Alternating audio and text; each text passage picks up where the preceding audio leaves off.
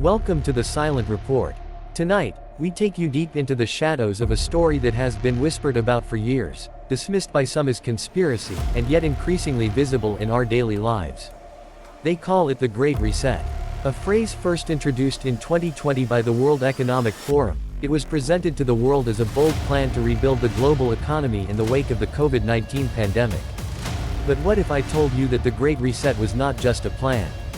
What if it was already happening, slowly, quietly, and deliberately shaping the way you live, work, and even think, without your consent? This is not science fiction. This is not a theory pulled out of the air. This is a reality unfolding around us, disguised as progress, masked as reform, and sold to you as the inevitable future. While most of the world scrolls through screens, distracted by entertainment and polarized by politics, a transformation is occurring behind closed doors. A transformation that threatens sovereignty, privacy, and freedom itself. So tonight, let us peel back the veil and ask the questions that are forbidden in polite conversation. What exactly is the Great Reset? Who are the people behind it? And why does it feel like the world you knew just 5 years ago has already disappeared, replaced with something colder, more controlled, and eerily orchestrated? The story begins in Davos, Switzerland. Every year, some of the world's most powerful leaders gather in the snowy mountains under the banner of the World Economic Forum.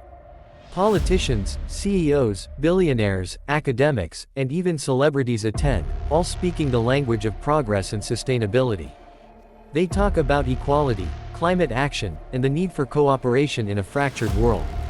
But behind the polished speeches lies a unifying vision, a world where governments, corporations, and banks fuse into a single system of governance. A system not elected by the people, but managed by elites who believe they know what's best for humanity. The phrase, "you will own nothing, and you will be happy," has become infamous. It was first published on the World Economic Forum's website, not as a sinister declaration, but as a projection of what the future might look like. Yet those 8 words reveal the true heart of the Great Reset: the elimination of private ownership, the centralization of power, and the rise of a new economic model where individuals become dependent on systems controlled by institutions. Instead of owning a car, you'll subscribe to a mobility service. Instead of buying products, you'll rent them. And instead of managing your own money, you'll hold a digital wallet monitored by central banks. If this sounds extreme, look around. The seeds have already been planted. The rise of subscription services, the slow disappearance of cash, and the growing dominance of big tech over personal data are not accidents. They are stepping stones in a carefully designed path toward a world where control is subtle but absolute. The pandemic accelerated this transformation. Lockdowns, mandates, and economic shutdowns conditioned people to accept government intervention in every aspect of life. Remote work, digital IDs, and vaccine passports, all of it became normalized. And with each step, the architecture of the Great Reset took shape. But the Great Reset is not only about economics. It is about surveillance. Today, data is the most valuable resource in the world, surpassing oil. Every click, every purchase, every location ping on your smartphone builds a profile of who you are. And this data is not just being harvested by tech giants, it is increasingly integrated with financial systems and state institutions. The push for central bank digital currencies, or CBDCs, is perhaps the clearest signal yet that the age of private financial freedom is ending. With CBDCs, every transaction is traceable. Governments could, in theory, limit how you spend, when you spend, and even what you spend on. Imagine a future where buying too much meat affects your carbon score, or where speaking out against authority results in your funds being frozen. Sound far-fetched? In Canada, during the 2022 trucker protests, bank accounts of dissenters were frozen with a single government order. The blueprint already exists. Now, let us examine the players behind this global transformation.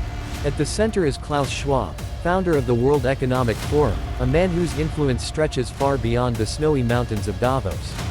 He speaks of a fourth industrial revolution, where technology, artificial intelligence, and biotechnology merge with humanity itself. Schwab's writings suggest a future where implants, digital identities, and predictive algorithms govern society. But he is not alone. Leaders from the United Nations, the International Monetary Fund, and even heads of state openly support the agenda. Presidents, prime ministers, and CEOs, from Microsoft to BlackRock, were aligned under the language of stakeholder capitalism, a system where corporations play the role of moral and political leaders. But who elected them? Who gave them the authority to decide humanity's future? Perhaps the most chilling aspect of the Great Reset is its subtlety. Unlike wars or revolutions of the past, this transformation does not arrive with violence or chaos. It arrives with convenience. It arrives with promises of safety, sustainability, and inclusion. A cashless society will be more efficient, they say. Smart cities will reduce pollution, they say. Universal basic income will eliminate poverty, they say. But behind each promise lies dependency. Dependency on systems that can be controlled, altered, or revoked at will. Consider climate change. Few would deny the need for environmental stewardship, yet under the framework of the Great Reset, climate policy becomes a tool of control. Already, discussions of personal carbon footprints and climate credits are gaining traction. Imagine a future where your purchases are limited not by money, but by a carbon allowance. Fly too many times in a year, and your account is restricted.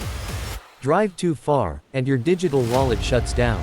The merging of environmental goals with digital finance creates a system of control unlike anything humanity has seen before. But here's the dark irony. While ordinary citizens are told to give up cars, eat less meat, and embrace minimalism, the elites fly private jets to Davos, dine in luxury, and live lives untouched by the very restrictions they impose. The Great Reset, it seems, is not about sacrifice for all. It is about restructuring society in a way that benefits the few at the expense of the many. Let us step back and ask, why now? Why did this agenda emerge in the early 2020s? The answer may lie in crisis. For centuries, those in power have used crises to consolidate control. The COVID-19 pandemic was the perfect storm. Economies collapsed, people were isolated, fear spread faster than the virus itself. And in this climate of fear, governments gained powers that would have been unthinkable a decade earlier. Borders closed, movements were tracked, entire industries were shut down by decree. Once people surrendered their freedoms for safety, the door to the Great Reset opened wide. But COVID-19 is not the only catalyst. The looming threat of AI, the instability of the financial system, and geopolitical tensions all create the perfect justification for deeper global governance. The collapse of traditional banking, the rise of BRICS nations challenging the dollar, and the automation of labor all threaten the old order. The Great Reset promises to solve these issues, but always in a way that centralizes power and erodes individual autonomy. And yet, here is the most unsettling thought. Perhaps the Great Reset is not some future plan. Perhaps it has already begun. Look at the rapid advancement of AI tools controlling information. Look at the adoption of biometric IDs in airports. Look at the testing of digital currencies by central banks across the globe. Look at the normalization of censorship on platforms that once claimed to be free. Piece by piece, the architecture of a new society is being constructed, and most people do not even realize they are inside it. The truth is, the world is being redesigned in plain sight. But because it does not happen all at once, people adapt without noticing. One day you realize your favorite store no longer takes cash. Another day you notice your car updates itself over the air and reports data back to the manufacturer. Then suddenly, your bank requires biometric verification for basic transactions. Each step feels minor, even convenient. But step back, and the picture becomes clear. The old world of autonomy is fading, replaced by a new order of constant surveillance, digital dependency, and engineered compliance. The Great Reset is not a distant nightmare. It is the reality forming around us. And the most dangerous part, those behind it genuinely believe they are saving the world. To them, individual freedom is outdated, messy, even dangerous. To them, the collective must be managed, optimized, and controlled. And in their vision of tomorrow, there is no room for dissent. So what can be done? That is the question that divides the optimists from the realists. Some argue that awareness is the first step, that simply recognizing the agenda gives people the chance to resist. Others believe the system is too powerful, too global, too entrenched to fight. Perhaps the answer lies somewhere in between, building parallel systems, preserving cash, demanding transparency, and refusing to surrender freedoms under the illusion of safety. The Great Reset is already here. not as a plan for the future, but as the reality of the present. The question is not whether it will happen. The question is how far it will go before people wake up. And as always, the decision lies not with the elites in Davos, but with you, the ordinary individual who still holds the power of choice, the power of awareness, and the power of resistance. This has been the Silent Report. If you found value in this investigation, do not forget to like, share, and subscribe, so that more people can hear the truths that others would rather keep hidden. Until next time, stay vigilant, stay questioning, and never stop seeking the shadows where the truth resides.